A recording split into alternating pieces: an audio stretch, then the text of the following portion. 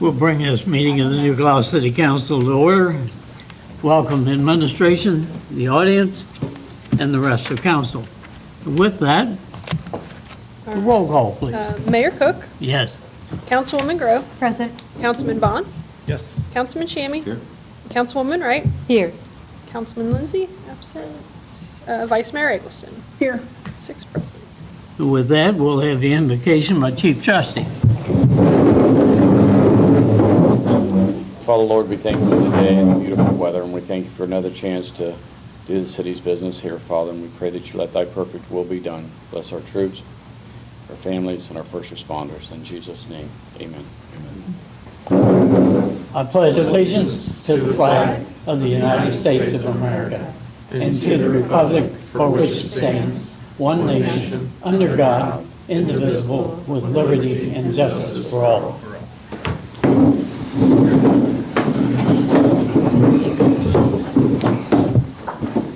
With that, I need a motion for the August 4th regular meeting.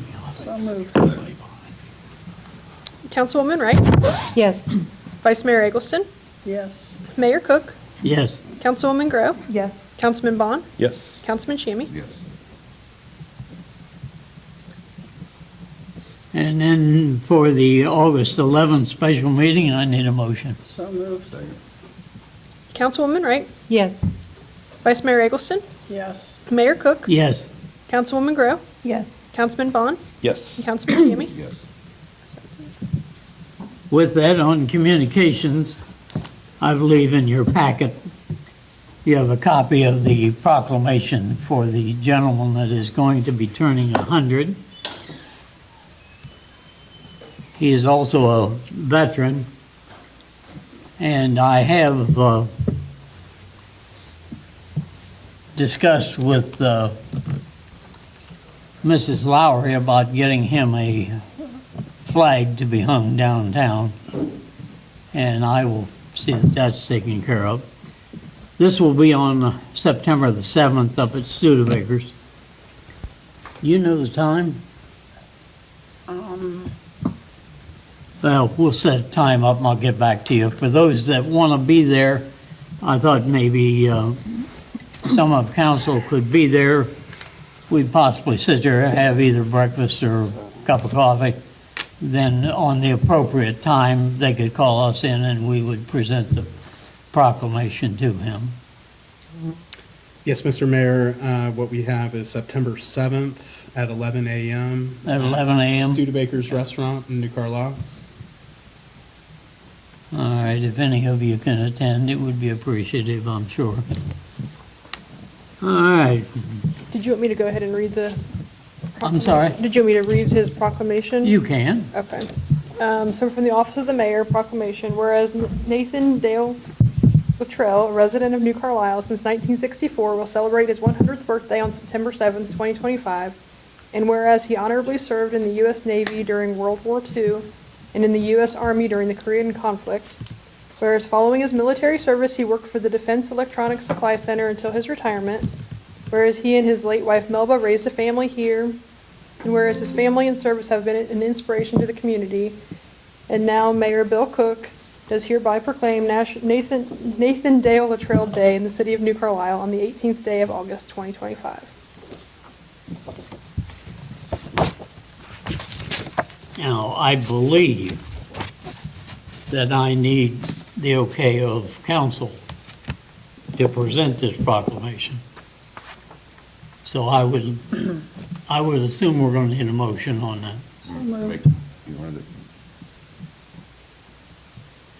Move to allow the mayor to present the proclamation to Nathan Littry. Second. Okay, Councilwoman Wright, Yes.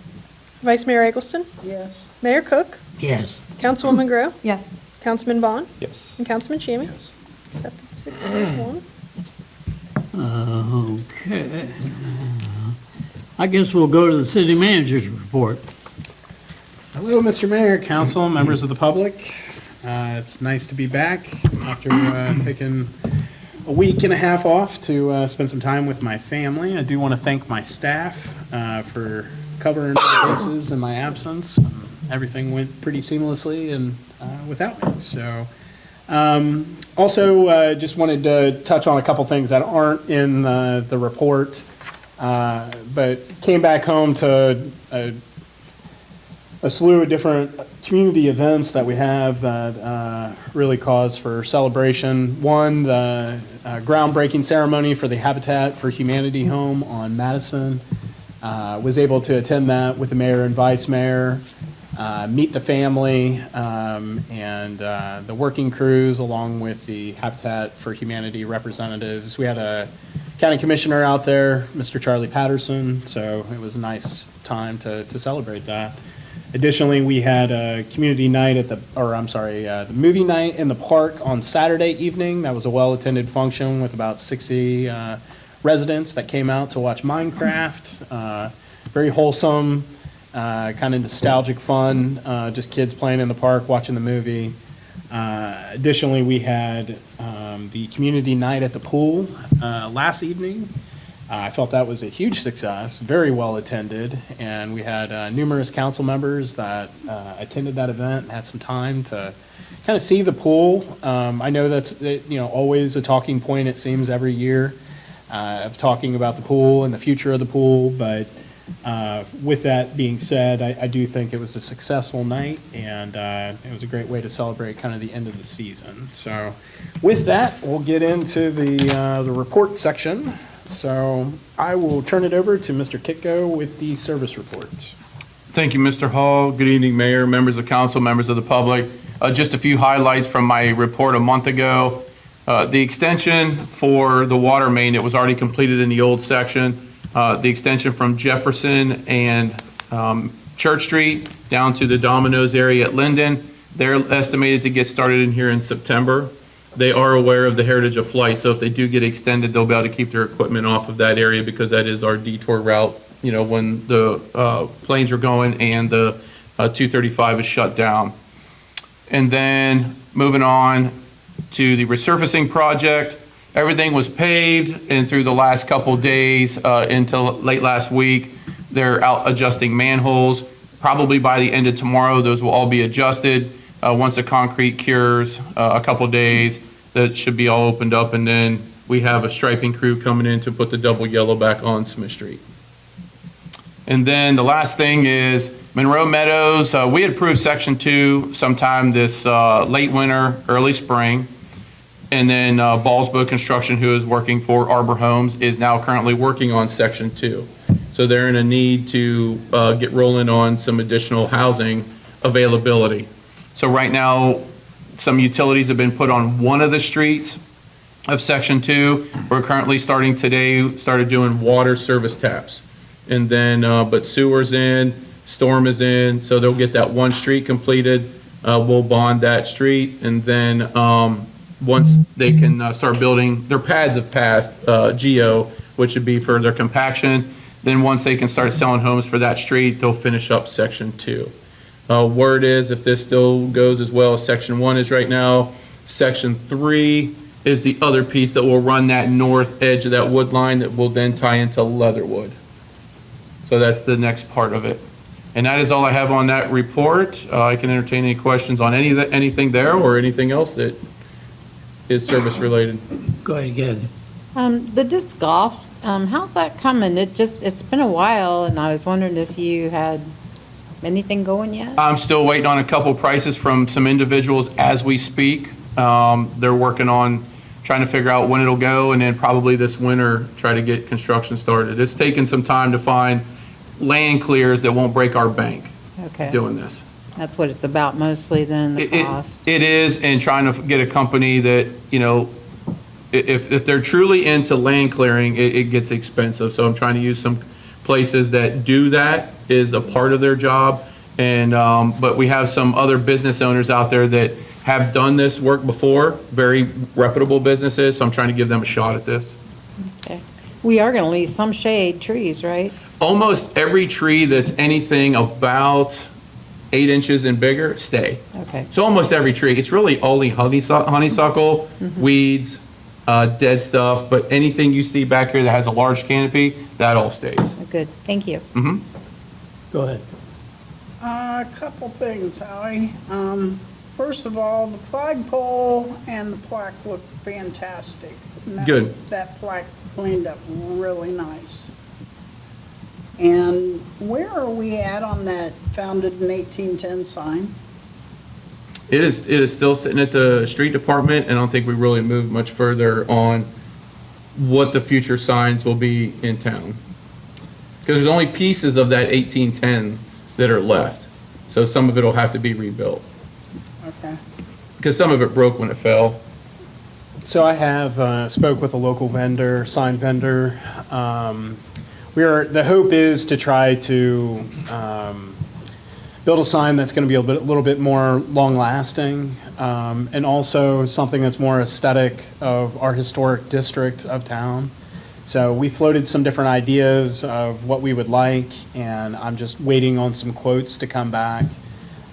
Because, not only that sign, which had deteriorated to the point that we needed to take it down, but we have some other signage, on our other four corners, or three corners, I guess, that, through time, we are going to have to think about, something that's a little bit more long-standing. So we're looking at metal or an iron type, a little bit more ornate signs.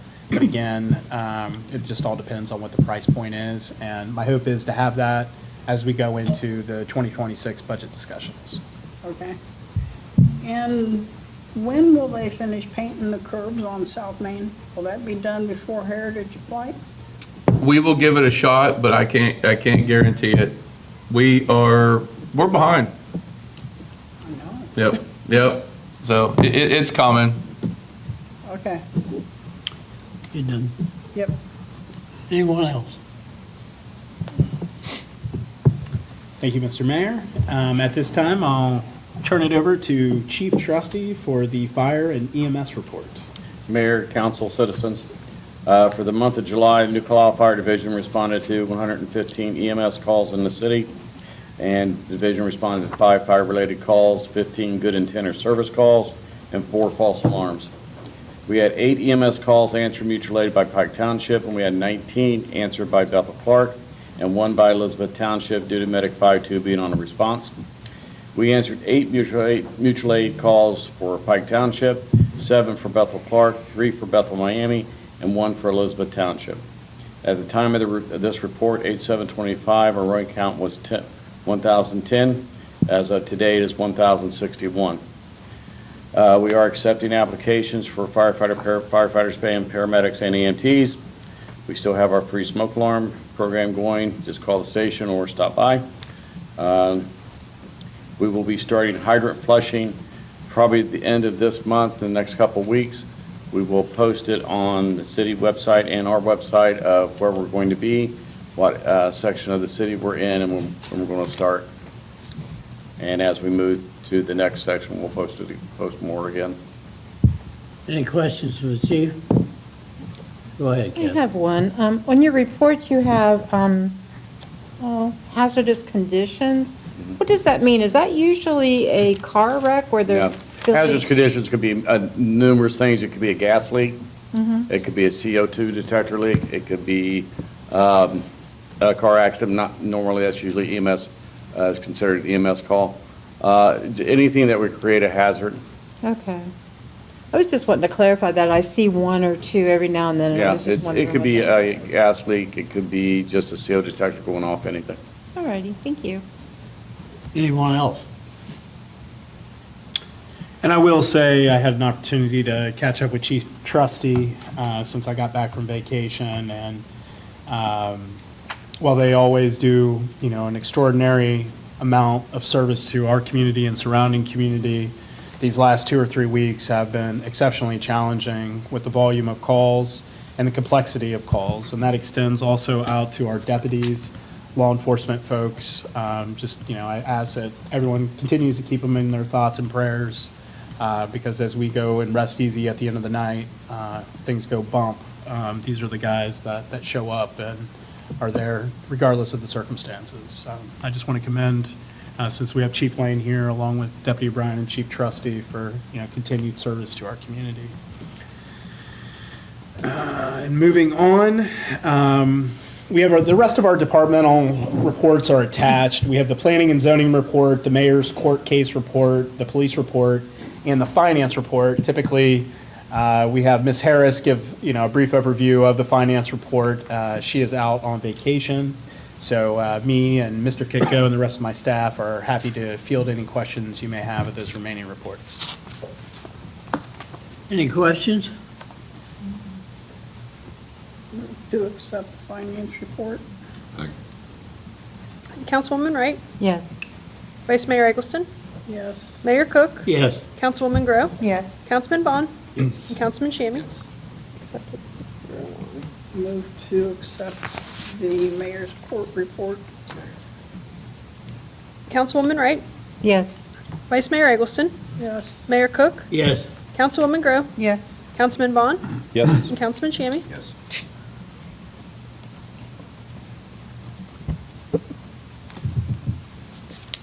Mr. Mayor?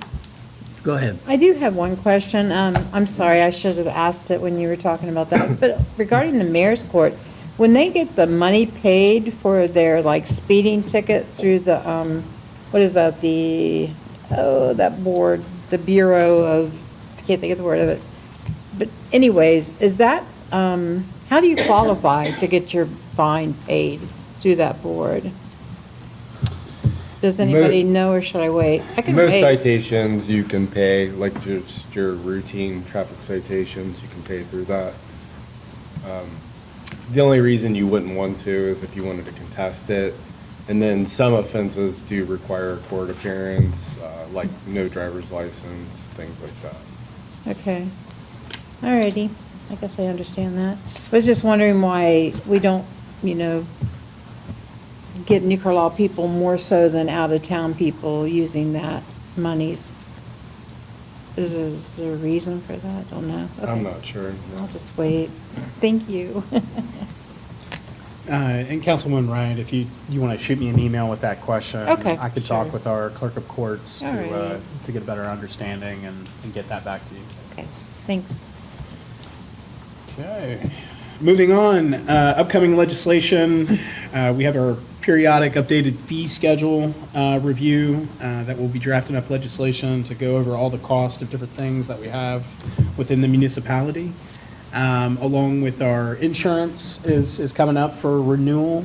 Me and Mr. Kitko, I believe back in May, early June timeframe, met with our designee insurance folks, so I guess our agents, to kind of go over some of the changes and things like that. So more to follow on that. Next, we have, while I was gone, I believe during the council meeting, it was recommended that we expand our Social Service Commission from 5 members to 7 members.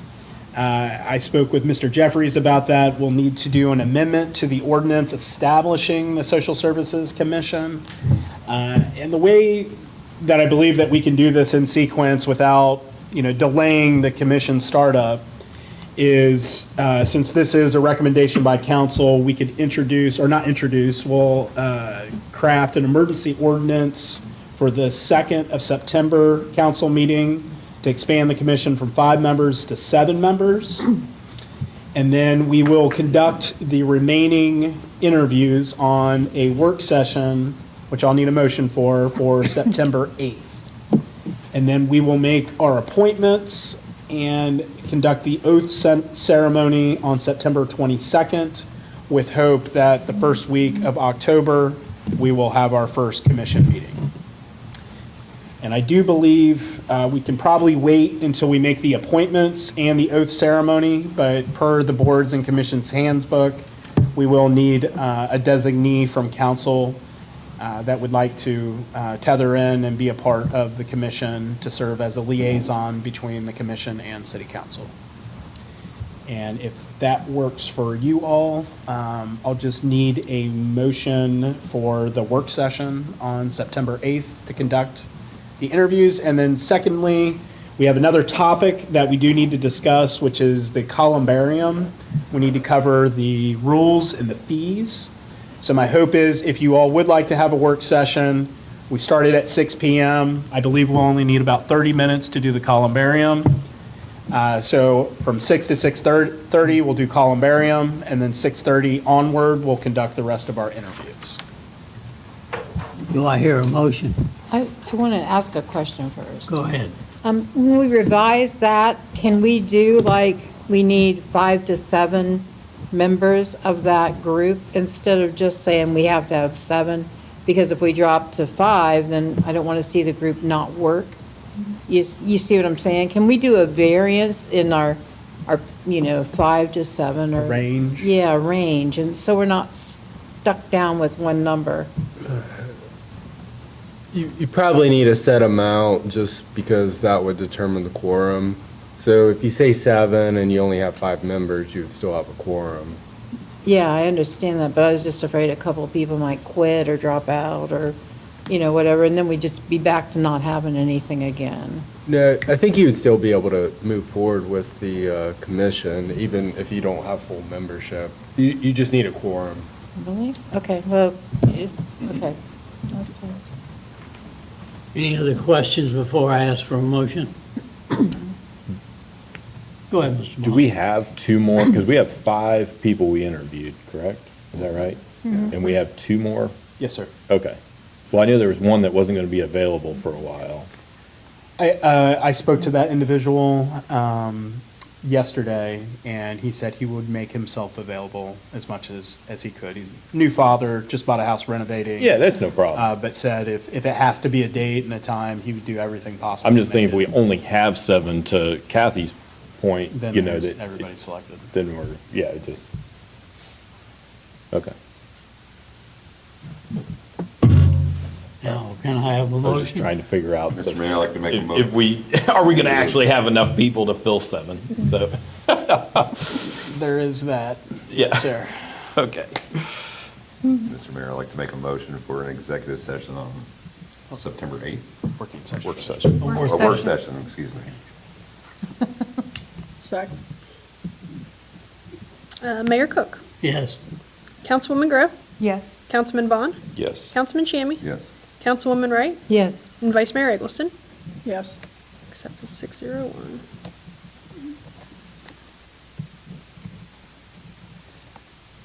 Okay, moving on, we kind of bounced down into discussion topics, if you guys are tracking me here. So we just knocked out the columbarium and the social services motions.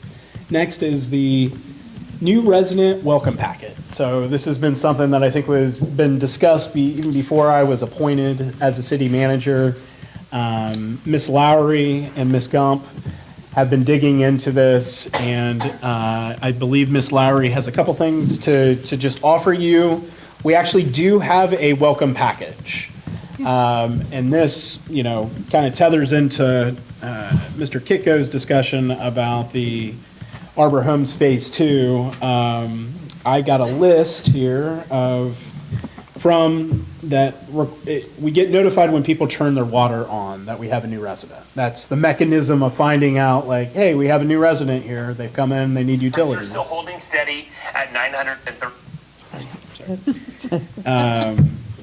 So, right now, we have 9 new neighbors that have moved into the 2 developments. So they have actually turned on their utilities, and a good swath of them have actually, moved into the homes. So we are kind of in this now where we are welcoming people on a pretty regular basis, not only with the numerous homes that we have, within the town, but I know the focus was, the new folks coming into the new development. So at this time, Ms. Lowry, would you kind of discuss what our current Sure, thanks. is and where we can go with it? All right, so Mayor and Council, I gave you a packet. So if a resident comes into the city building at 3:31, they're typically greeted by Angela, and they present that they're a new resident and they need their water services turned on. So she asks them a lot of questions. Are they brand new to New Carlisle, or are they just moving? And that kind of determines what information she gives them. So if it's a brand-new resident that's never been here before, they get that packet that I gave you, which includes the tool lending brochure, the online water pay option, the Rumpke information, HyperReach form. She actually signs them up for that herself if she gets the information. the application for water and sewer, the income tax information, and then the lead status paperwork. And so that is what they get currently. We are looking to add a trifold of the city, which is attached to your packet, if you saw that. Mr. Moore came up with that. It has all of the administration on there, councils on there. And so currently, we're just printing those by hand in the office because obviously in January, we're going to have a new sergeant and we want to have our updated sergeant information. If council positions change, we want to make sure that's all up to date. And then in January, we will have those professionally printed as well. So we are going to look to add those to the current welcome package, as well as a city map. Don has a meeting coming up with a gentleman that's going to design the map for us. And then we would also like to add a welcome letter from mayor or council. And so that's what we are doing currently for new residents. And then in 2026, Angela and I would like to expand on that, but that'll go back to budget talks as far as how much do we expand? Do we make it a basket and put some goodies in there? Do we just make it a bag that has the city logo on it? Or, whatever council would like us to do. But that is where we're at currently in the progress. Any questions? I have a couple suggestions, maybe. Could you ask for donations, or would you like help asking for some donations, like a coffee and, maybe an ice cream cone or this and that? Just Oh, gift yeah. certificates instead of spending money for stuff. We could Yeah. just do gift certificates, and then they could come to our businesses. I was also wondering if they might like the no-knock registry. I sure do.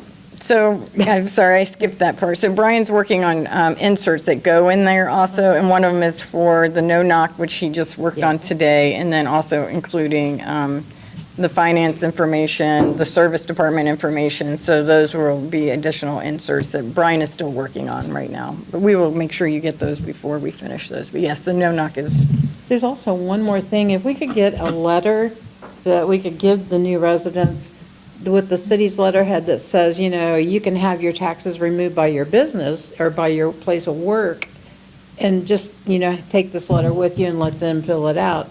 And I think that would be a really simple way to get a lot of people tied up a lot faster to getting some of their taxes out.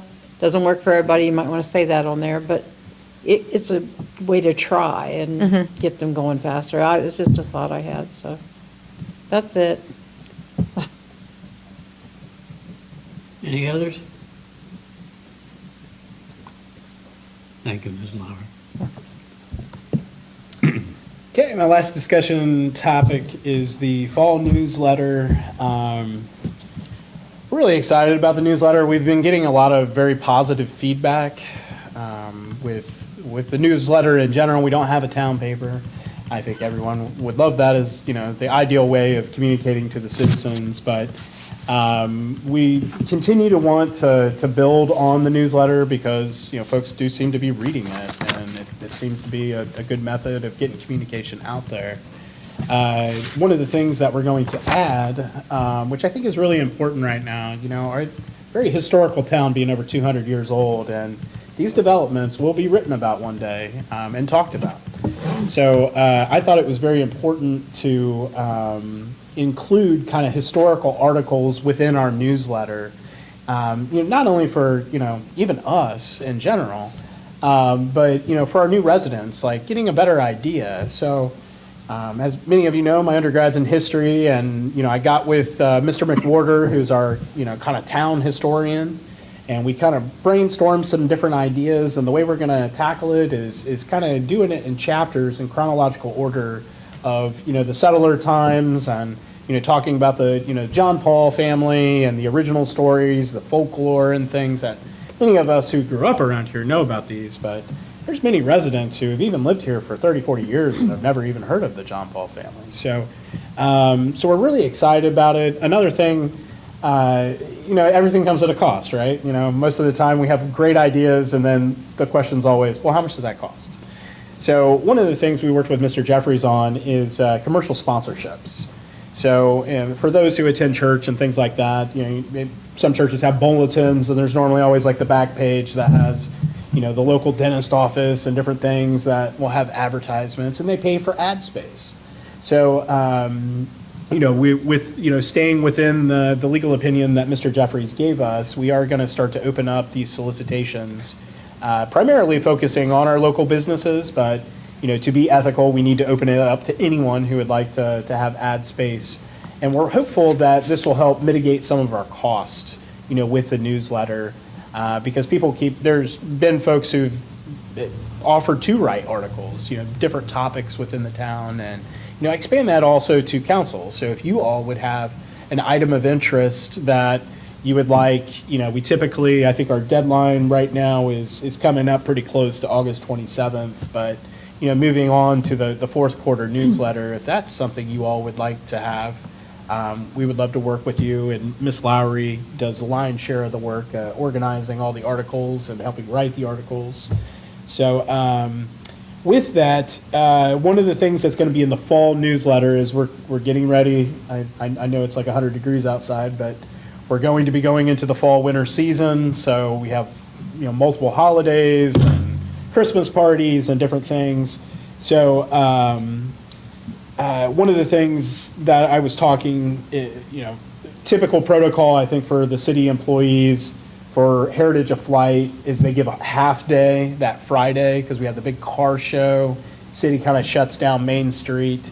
I would like to give the city employees a half day on that Friday at the start of Heritage of Flight, along with a half day for our Christmas party that we'll have. And then additionally, Christmas is kind of in the middle of the week this year. So Christmas Eve is on Wednesday, Christmas Day is on Thursday, and then I would like to give my staff the day off on Friday to take that time to spend with their families.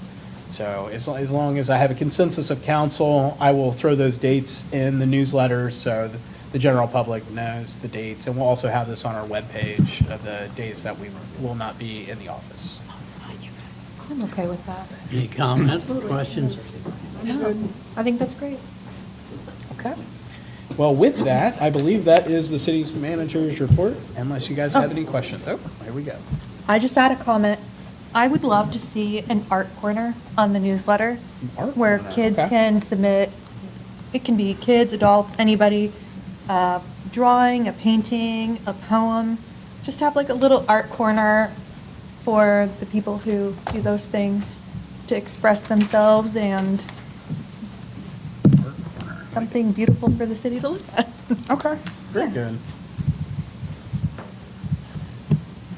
Okay. And we will start steering up some interest, hopefully for the fourth quarter on that one. My only suggestion would be, have you guys ever reached out to any of the local colleges as far as getting journalism students to write these articles? I had a niece who just recently graduated from Cedarville University in journalism, and I know she did some of that for some of the local towns around there, Xenia in particular, but while she was a student, that was part of her curriculum. And so if you have a certain topic, there may be a journalism student that would enjoy writing that for us. So, I like it. and it doesn't cost They get us credit. anything. They get, it's credit in their class and all that kind of thing, so. Some time That's a great back, point. I believe Mr. Palmetier spoke here at council chambers in regard to the welcome packet. And he also spoke about the fact of providing some of the information into this packet of possible business situations in that packet that would give the customer some type of a money offer type thing. Have we talked with him at all? I don't know if we've reached out to him yet, have we? No, we have not. I think we wanted to kind of run through that. We actually do have a welcome package that has been longstanding and ongoing. I kind of wanted you guys to see, that first off, we are doing something. Kind of the point of contact is the Church Street building when folks come in to get their utilities turned on. And then second was, here's some proposals, if you all are okay with that. Next will probably be, putting everything together along with a steering committee. So we can reach out to him and run this by him as well. I got one of the welcome packets when I moved here, Uh-huh. and I thought it was great. It would have been nice to know what the local businesses were. So I do really like that idea with the gift certificates myself.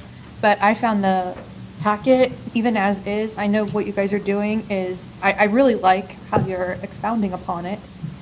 However, the packet as it stands was super helpful to my husband and I when we moved in. And, I mean, you guys were already doing a great job. Just wanted to point that out. Well, good. Yeah, so hard to use imagery through words here, but this idea of the map is going to be kind of a blueprint of the city with like little bubbles in the map that are pointing out, and I'd like to have them color-coded for, city buildings, our fire department, our police substation, along with general businesses where our schools are located. So, folks will have, along with an index of where all those businesses are. When we put that map together, that will be probably my next step of going out, and letting the businesses know. Another longstanding issue that we're working on is developing a chamber of commerce, and that would have been ideal. I know a lot of other cities, they don't do any of this because the Chamber of Commerce does it for them. Yeah. And I have seen things that Bell Fountain has put together in Urbana, so we're going to try to connect those dots. And, that's the hope, is while we're soliciting these businesses, we're also kind of trying to rope together. And I know Mr. Moore is the one who's kind of steering this, of helping us establish a Chamber of Commerce, so. Good work. Anything further? All right, if you are done, Mr. Hall. Committee reports, I don't believe we have anything. We'll go to the comments from members of the public. Keep it limited to 5 minutes or less, and if you will, step up to the podium.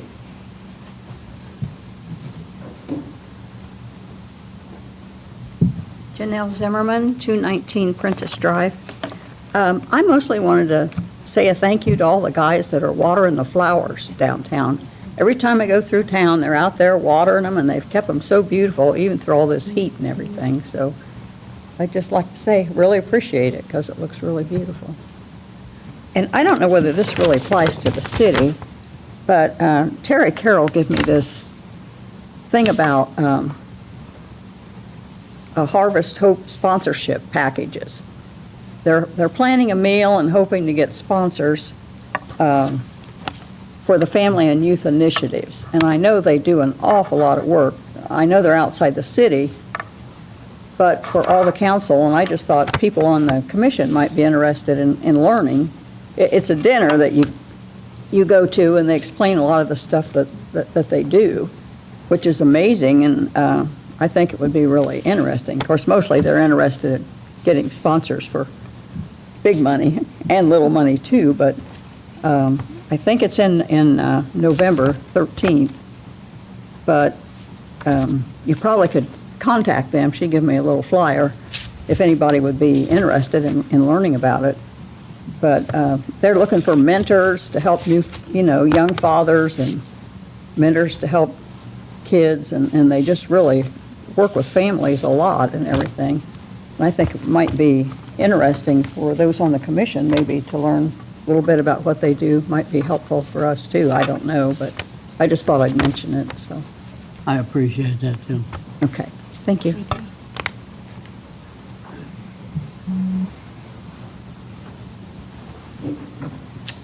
John Craybacher, 307 North Henry Street.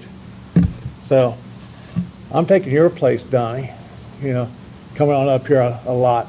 Remember when you used to coming up here, and I said, oh my God, here's Donnie Hall. Anyway, I was having dinner the other night with some of my boys, and one of them lives in Fairborn. And they were complaining about that they have to get their sidewalks taken care of. I know you were talking about doing sidewalks. When I was on council, I brought up how much I broke my toes on the sidewalk several times, matter of fact, taking walks. And in Fairborn, they put, they have a contractor that they have hired to do their sidewalks. and then they put it onto their property taxes. They were going to do 3 blocks, square blocks, not blocks of streets, and it's going to cost them $10,000 for those 3 blocks of concrete. I don't know how far you've been thinking about doing this, or how far you're doing it, but I about fell off my seat when I heard the $10,000. Then and they said that they're going to try to do it themselves, however, but they only gave them a certain period of time to do that themselves. Are you still thinking about going that way? And we are in the discussions. I mean, we have to come up with a solution here. I call it grocery shop in the code or grocery shop in the law. Like, the law is the law. So either you enforce the law or you remove the law. But we can't just, we have some discretion over the law, but, right now we have ordinances in place that we are not enforcing because we realize that majority of, our residents within town would have this major financial burden. But then we also have the balance of safety issues, where we did recently have a woman who was on one of those motorized scooters on Main Street, and because the sidewalks are in such bad shape, she was riding in the street, tipped the wheelchair on the curb, and was laying in the middle of Main Street. Okay. So we are going to have to do some strategic thinking. I've been working with Mr. Kitko and Mr. Moore on that price point to see what we can do. But absolutely, the money and, the grants are always what, people lean into, like maybe there's free money out there and we can go grab it and help. But I think it may mitigate some of the cost, but, as you know, like in the historic district of town, I mean, these are decades of neglect that these sidewalks probably should have been addressed 40, 50 years ago. So now the cost is, probably going to be substantial. So I don't know if Mr. Kitko, do you have anything to expound on that cost-wise or ways we can mitigate? I'm actually waiting on 3 agreements right now that show basically the timetable of how much can we do at once. And it depends on what blocks you're doing, how many squares you got to do. 10,000 doesn't sound like there's a whole lot of repair work, that'll be done in the blocks. But like Mr. Hall has said, in the old section, we may only be able to do 1 street at a time instead of 3 or 4 or a whole block, because we will be hitting so many at once. And again, we talked with council on how do we want to do that, when we approach them all and say, here's what we got marked, here's what the bid price is from a contractor to come and do all these, and do that, send an invoice off. If you can pay it. If not, then it gets assessed over, and then there's a grade level on $0 to $500 years might be payable back in 2 years. 500 to 1,000 might be 3 to 4 years payable, but there's steps. And some I know from Fairborn and a few others, they've taken 10 years for maybe $1,000 to get that paid back to the city. Okay, well, he didn't mention that, but, I told him to kind of look into that a little bit closer, because 10,000 right there, that'd been incredible, to a lot of people. Yeah, and I don't know if the 10,000 was shared by that whole block area No, or it was just them, it was just that one, just them. one property, yes. Yeah, then they checked with their neighbor down the road, and they wasn't even, they said, well, we don't have to pay it right now, so we just go ahead and. They must have a lot of sidewalk It's a lot of sidewalk. It's, for that kind of. yeah, it's a lot of sidewalk. It's down by the base, Hill Drive, it's straight up, straight up the hill. So, okay, number 2 thing. I'm glad the chief is here, because it's gonna, my question is this. When does, okay, I don't know how we can, at one point, a couple years ago, at the Hoop House, we had some teenagers get into the Hoop House and just destroy everything. Some college students that kind of live on the other side of the parking lot actually got pictures of them, and they were actually running away. I called the sheriff, a deputy came, after about an hour and a half, 2 hours, and they said, we can't do anything because they're juveniles. I go, why can't you do anything? And when I was a juvenile, they knew, the college, one of the college kids says, I babysat one of those kids. I know exactly where they live. She just said, we can't do anything. Our hands are tied. My question is, when can they do something? And when can the responsibility of the deputies come in for the teenagers?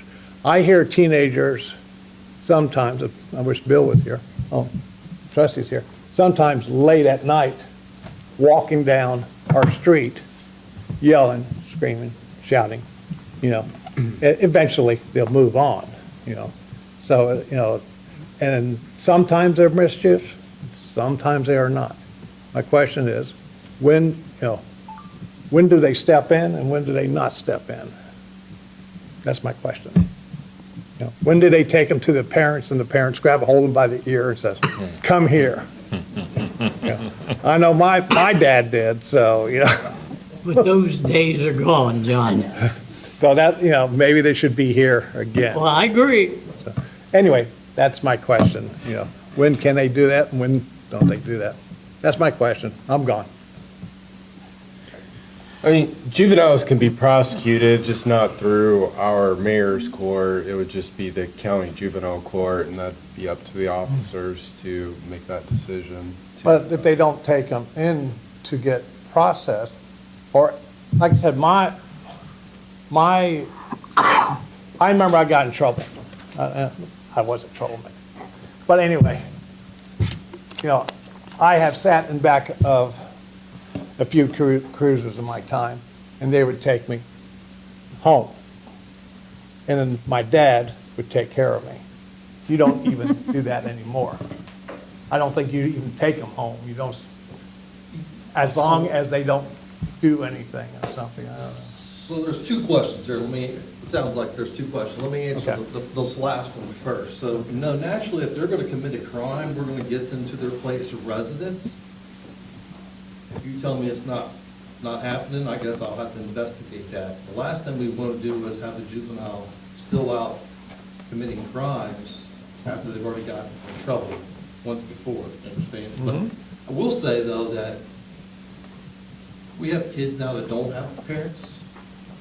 So we have to make sure who we're releasing them to is the responsible adult who's caring for them.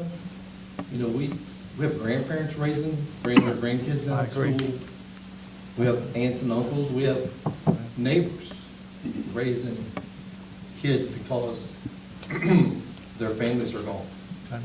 Number two was that, yes, typically juvenile court, juvenile detention is only housing violent felony crimes. I think the bed space is somewhere around 20 right now. And I will tell you that it is usually full with people who are committing murders or burglaries or drug-related crimes. There is no very little room to house misdemeanor crimes. Was able to work something out here recently when we had the fair with the juvenile court to see if there was some bed space or rooms available. Yeah. Because of some of the mischief that's been going on in the fair over the last few years.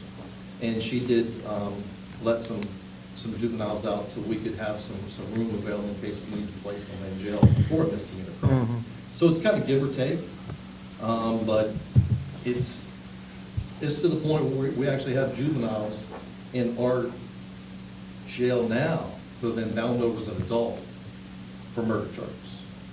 That's sad. That's sad. I don't know where society has gone, but to me, that's sad. Anyway. Hopefully that answers your question a little bit. It answered my question, but it also makes me concerned. You talk about the social services, that is something that, kind of breaks my heart when I hear that. Because, I raised 6 boys, and all 6 boys have done well, Did I get, yes, I became dad real quick, and when I become dad, they don't want to see me become dad. Like I said, I had dinner with them, then I had lunch with a couple of them today. I've always made time for my sons. So thank you. We appreciate it. Anyone else? Mayor. So addressing his question as well, speaking just from a local standpoint, as someone who's been working out here for almost 3 years now, most of the kids that we arrest, I've also arrested their brothers, mom, dad. Like, it's not a one-time thing with the family. We also run into that issue a lot, where, like you said, bring them home to the parents and let the parents deal with them. The parents get more upset with us for ruining their day and addressing them with their kid than they do with being a parent. I don't know how many times I've gotten calls where my kid's acting up, come over here and yell at them, and we have to tell them, you're the parent, you discipline your child, we're not here to parent your children for you. And unfortunately, that's kind of the way it's seen locally, is either, how dare you talk to my child, or you're my child's parent, you deal with it. So that's kind of where we run into the issue with parents being parents. Did we not used to have a curfew? We do.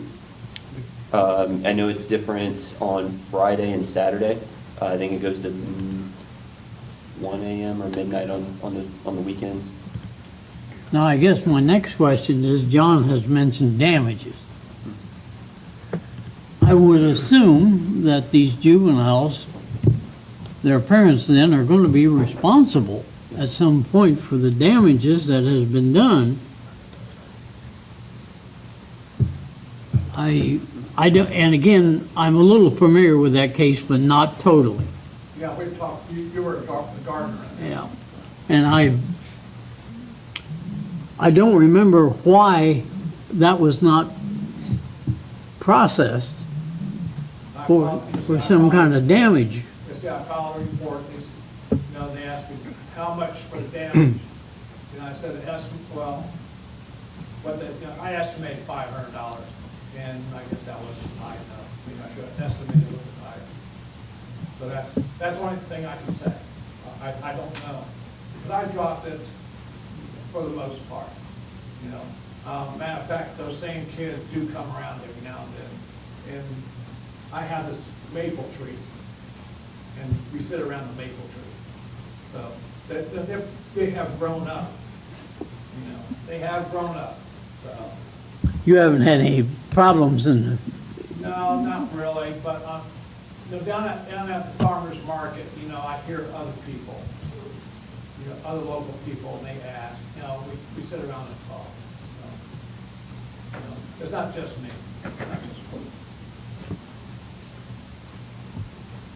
me. All right, if no one else has anything more, I guess we'll go to the resolutions and ordinance section.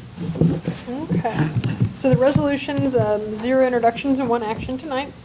Resolution 2025-08R, introduced on 8/4/25, public hearing and action tonight. A resolution adopting the 2026 to 2030 capital improvement program for the city of New Carlisle, Ohio. Second. In a summary of this resolution, this is the financial plan for the next 5 years of making capital improvement plans for the city required by the charter. Any further? Mayor Cook? Yes. Councilwoman Grow? Yes. Councilman Bond? Yes. Councilman Shammy? Yes. Councilwoman Wright? Yes. And Vice Mayor Eggleston? Yes. Accepted 601. The ordinances tonight are 0 introduction and 5 actions. Ordinance 2025-33, introduced on 8/4/25, public hearing and action tonight. An ordinance determining to proceed with the improvement of certain public streets within the corporate limits of the city of New Carlisle, Ohio by lighting them. Second. Mr. Jeffries, can you provide a summary? Yes, so this is annual legislation. It's a 3-part process. You approved the first part last council meeting, that was the resolution. This is just moving to proceed with the street light assessments. The cost, the legal ad went in the newspaper. It ran on August 7th and August 14th. giving the public notice of these potential assessments. Anything further? Mayor Cook? Yes. Councilwoman Grow? Yes. Councilman Bond? Yes. Councilman Shammy? Yes. Councilwoman Wright? Yes. And Vice Mayor Eggleston? Yes. Accepted 601. Ordinance 2025-34, introduced on 8/4/25, public hearing and action tonight. An ordinance levying assessments for the improvement of certain public streets within the corporate city limits of the city of New Carlisle, Ohio by lighting them. So, go ahead. Yeah, please, Mr. Jeffers. So this is the third piece of legislation, annual legislation. It spells out the cost, which is 60 cents per front foot. They will be assessed on taxes, but the property owners do have the option of paying those in cash prior to the assessments being made.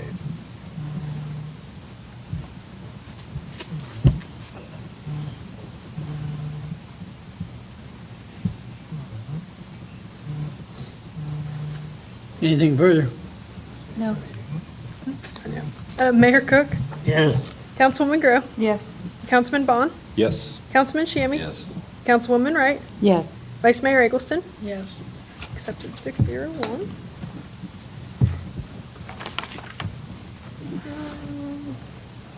Ordinance 2025-35, introduced on 8/4/25, public hearing and action tonight.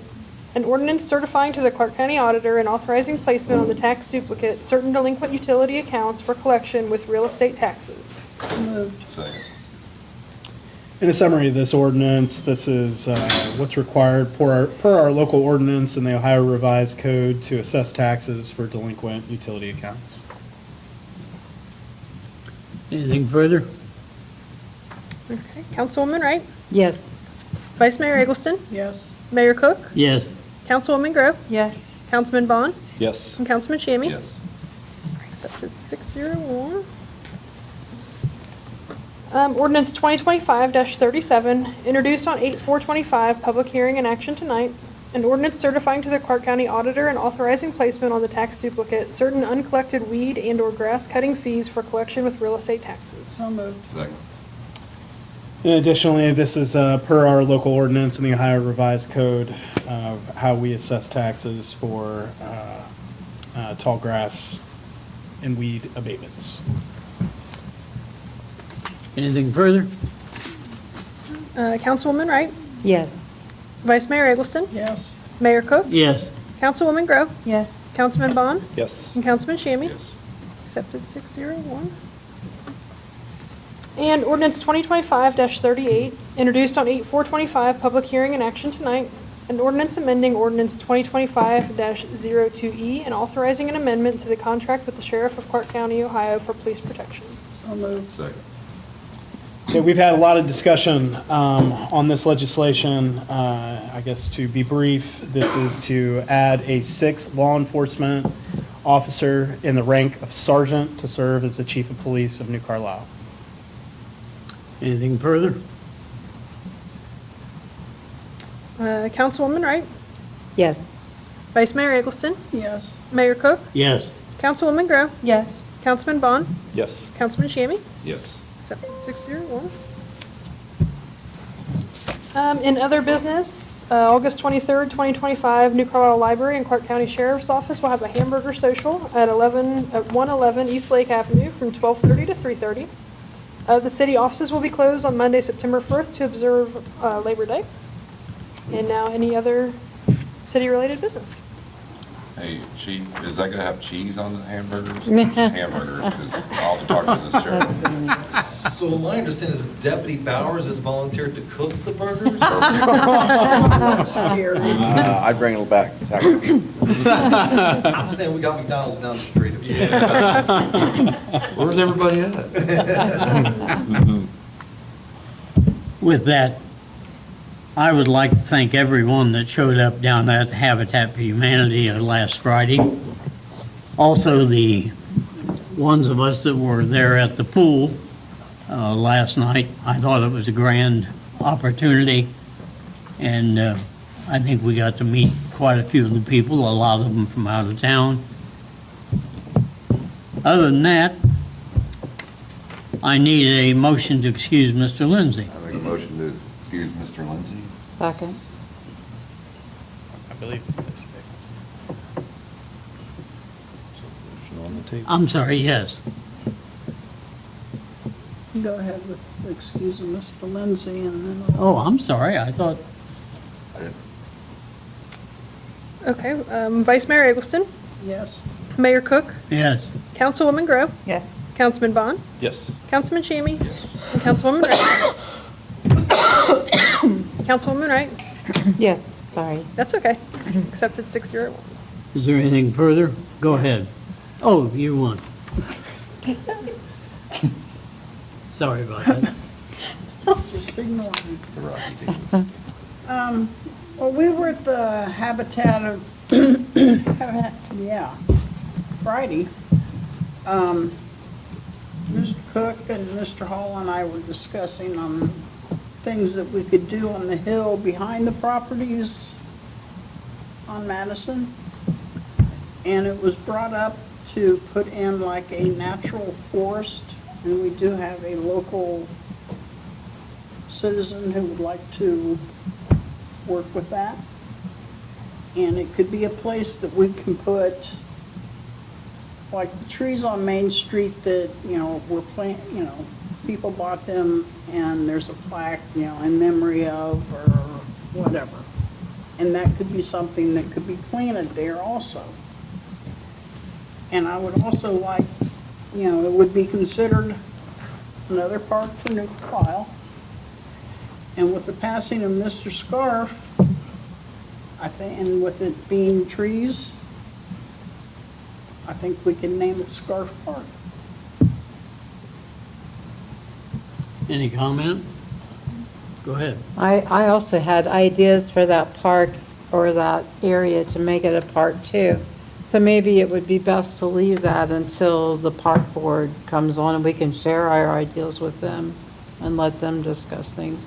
I thought it would be an excellent location for a dog park. In regards to that, I think we owe the Scarf family and Mr. Bill Scarf something. He has been around this town a good many years. They have done a lot for this city. And I understand your thought about the dog park. However, I would lean toward Scarf Park. I think it would be an added asset. We can't, for example, we put a tree out here for Mr. Grimm when he passed. And I think it would be a situation that if some of the citizens wish to remember those that have passed with a tree and a plaque, I think it would be a very good idea. Anyone else? Go ahead. I would like to be the liaison for the Social Services Committee.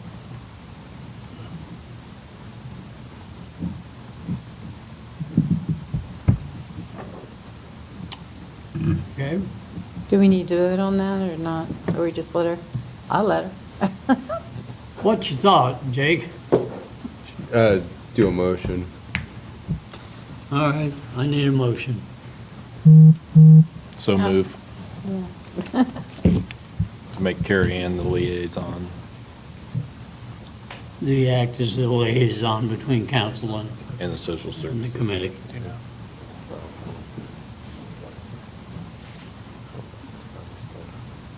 Was there a second? Second.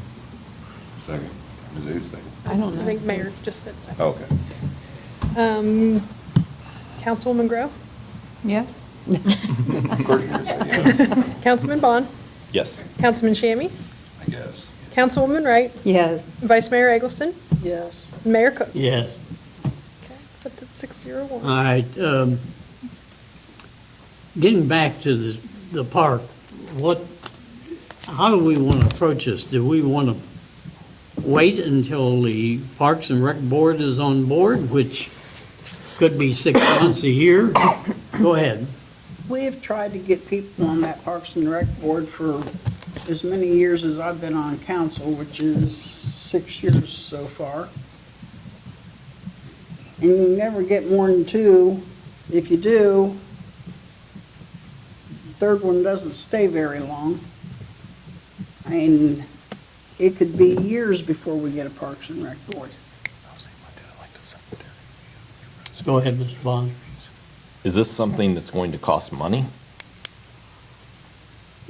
We're going to have some mowing expense, which we already have down there. But I am envisioning that in planting of the trees, I would assume our crew would do that. Am I thinking right? Yeah, it depends on trees are donated, however the purchase is. My thought on this is, we would plant them in a way that what we're currently mowing, there's plenty of room in between. So like at the cemetery, we now have foundations, you don't have to weed it in between. So these trees would probably be planted in, it'd be like a row of them, and then back behind them. So it'd be like a memorial tree garden. And that way we can blow up through it, blow by it without, throwing clippings all over the place, and it's pretty quick. Self-growing, just like these ivory silk lilacs, no maintenance, very little trimming, easy to get around, and we'll grow up on that hill. Go ahead, Mr. Scarf Memorial Tree, or Tree Memorial or something like that. That doesn't sound too bad. Thanks, Howie. Tree arboretum, scarf. I'm just thinking, is this something that we need to work into budget talks before we Well, just say, hey, we're going to do basically, this? And I don't think we're going to have any cost, because the only cost would be the occasional planting of those trees. We have planted one, maybe two out here that I'm aware of in the last 2 years. Grimm has been one, and I can't remember the other one. But I think there's one on down there that's got a plaque on it. I think we've done a couple of those. We did a retirement tree, which we're gonna have to replace, Mr. Durrell's tree that somehow decided it wanted to quit growing on us. So the one you just see that's cut down over here by the bike path, we have to replace it, but that's really the only cost I know that we've associated. The trees that have been downtown were all purchased by the individuals at the time. Obviously, the prices come up, so I don't know if we look at that during budget, that, Henderson's is a little more expensive for these ivory silk lilacs than what Scarf's Nursery was at that time. So there's things like that, to where, is it something we do like the streetscape program, where it's purchased by the city and then, or purchased by the individual, family or whatever, or donations, and then any replacement after that? Because most trees do last, minimum 25 years usually. I mean, they're not your pine trees that die off in short time. my thought is we probably are going to need a work session for this, because this is a little more than just, there's a lot of details to this as far as, there's going to have to be some criteria put together and. You want to throw it in with that work session on the 8th? What do you think, like 15 Yeah. minutes? I don't think it's going to take that long, to be honest with you. So just to provide a little bit of extra context, Mr. Mayor, the way this was originally proposed to us was the young lady that is working on establishing the natural wildlife habitat here in Smith Park. And she is getting all of those flowers and plants donated through a third party. And when we had the meeting, Mr. Kiko and I with her, one of her other ideas was creating a natural forest within our community. And this would be something for future generations, along with the memorial aspect of things. I think is something we kind of took with that and was like, what if we dedicated these trees? We have these long-standing residents and people that have, made notable contributions to our community. Maybe we can put these things together. So I agree with Mr. Bond, or Councilman Bond, that I would like to see what her availability is, since she is the one who generated this idea, and she has, provided all the plans and the labor for the natural habitat. So if we have a local community member that would like to steer this. But I agree, it would be desirable to have a Parks and Rec board to be having meetings on these types of issues. I guess to get in another segue here, I am planning on having some sort of presence at the Heritage of Flight Festival. I had the Parks, or the Boards and Commissions handbook with me last night at the community night. Unfortunately, I didn't get any takers, but I am going to continuously try to solicit within the local community, and I would ask you all, as, you know, speaking with your constituents, to extend those solicitations, because that would be ideal, is to have a designated body advocating on behalf of the individual needs of the parks. Because there's always a cost associated with everything, and then there's the labor of our limited street crew of maintaining. So anyways, I know it's a lot of context, but I agree that I think we probably need to have a session to discuss it. Anything further? Well, real quick, if you want to see her work, she got it completed not too long ago. It's the front corner of the log cabin. You'll see a scarlet oak, and I believe the other one's a pin oak, to bring back the original species. But it's got it's embedded with the rock with a small little mulch around it. So that's what she just did. And then the tree that's on this side of the bike path is the one she planted. So if you want to see her work, it's right there on the corner. Thank you. If no one has anything further, I will entertain a motion to adjourn.